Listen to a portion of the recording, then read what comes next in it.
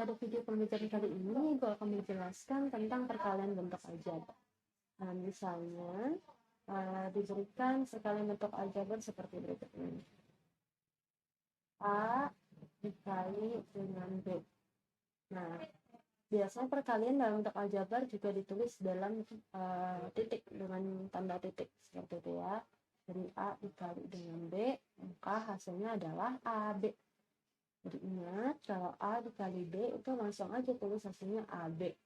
Jadi kalau misalnya B dikali dengan A, maka hasilnya adalah BA. Atau boleh ditulis juga dengan tanda titik ya. B dikali dengan A, maka hasilnya adalah BA. Nah, AB dengan BA ini sama karena pada perkalian bentuk aljabar berlaku sifat komutatif. Oleh karena itu kita sepakati kalau misalnya ada dua huruf seperti ini, maka kita susun sesuai dengan urutan alfabetis. Kalau di alfabetis itu A, B, C, D, E, F, G sampai Z, itu kan A dulu baru B ya. Nah, maka kita tulis B dikali A itu sama dengan AB. Tujuannya apa? Supaya kita tidak salah waktu menyederhanakan nanti. Seperti itu ya. Jadi ingat, kalau misalnya diberikan bentuk aljabar misalnya Q dikali dengan P.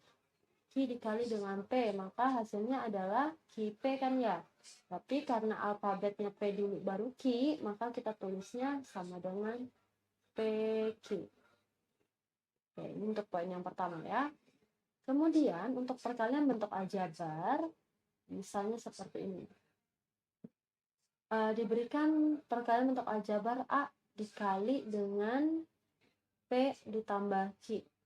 Nah, A-nya itu satu suku, ini dua suku kan yang di dalam kurung, maka cara kalinya itu harus menggunakan sifat distributif atau biasa disebut juga kali pelangi.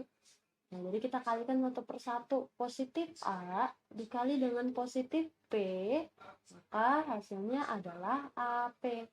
A dulu baru P sesuai alfabet ya. Kemudian A dikali dengan positif Q, maka hasilnya adalah positif AQ. Dan ini positif dikali positif, hasilnya positif AQ. Kalau misalnya yang ketiga, misalnya P dikali dengan A min B, maka caranya sama, kali pelangi nih. P dikali A, AP. P dikali A, AP ya. A dulu baru P, kemudian positif P dikali dengan ini negatif B. Negatif B. Berarti positif kali negatif, negatif. Kemudian P dikali B, BP. Nah, ini juga caranya berlaku mau sebanyak apapun sukunya ya. Jadi misalnya nih, 4 Ibu buat di sini D dikali dengan A plus B plus C. Nah, seperti ini. Berarti ini tetap gini nih, kalinya kali satu-satu. D dikali A sama dengan AD. AD.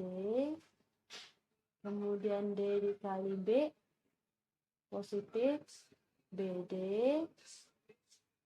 Kemudian D dikali C positif CD. Nah, seperti ini. Kemudian kalau misalnya untuk perkalian dua suku, diberikan contoh lagi, misalnya tadi udah contoh yang keempat, sekarang yang kelima. Misalnya A ditambah B dikali dengan C ditambah D. Nah, ini kita kalikannya satu per satu, fokus dari A dulu. A kali C, anggap B-nya belum ada ya. A kali C berarti AC positif, kemudian A dikali D berarti positif AD. Nah, ini kan udah selesai nih untuk yang A-nya, sekarang yang B-nya. B dikali C, positif B kali positif C, positif BC.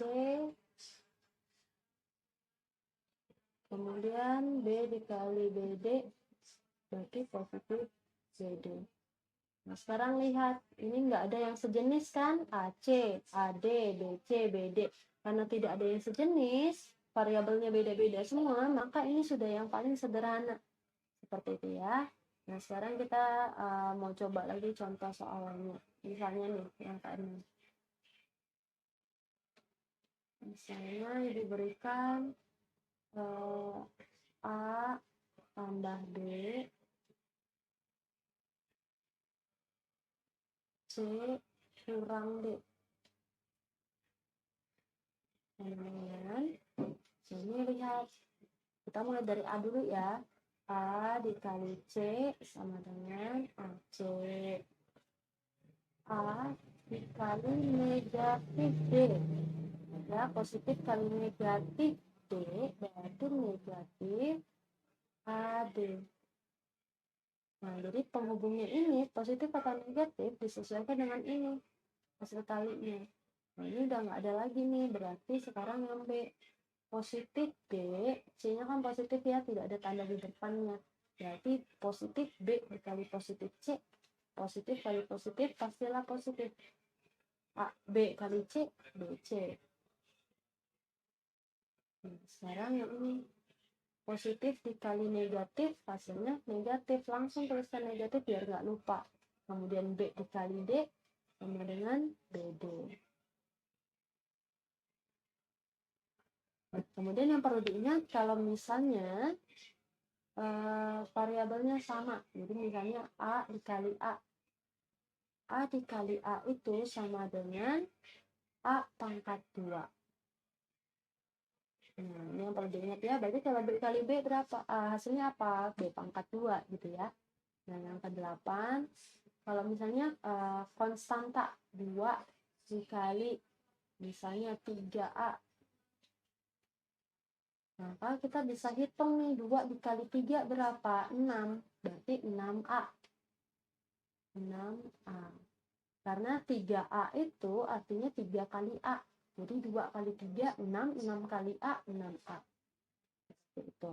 Nah, jadi kalau misalnya contoh soal yang ke-9, Ibu berikan seperti ini. A plus 2 dikali dengan A min 2. Min ya. Nah, berarti kita lihat dari A depan dulu nih, kita kalikan. A dikali A. Tadi lihat dari sini ya, A kali A itu sama dengan A pangkat 2. Kemudian A dikali negatif 2. Berarti positif kali negatif sudah pasti negatif. Kemudian A kali 2, 2A. Nah, kalau tadi kita sudah alfabetis, sesuai alfabetis ya, misalnya A dengan C, berarti A duluan baru C. Tapi kalau ada angka duluan baru huruf gitu ya. Nah, A-nya udah selesai, berarti sekarang 2. 2 kali A, positif kali positif, berarti positif. 2 kali A, 2A.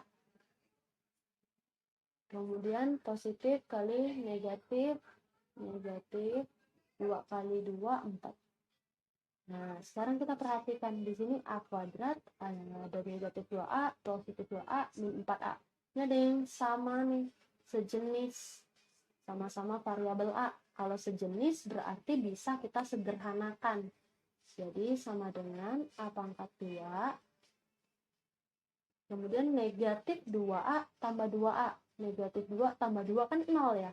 Berarti ini 0, berarti tersisa min 4. Nah, maka dapat hasilnya yaitu A kuadrat dikurang 4.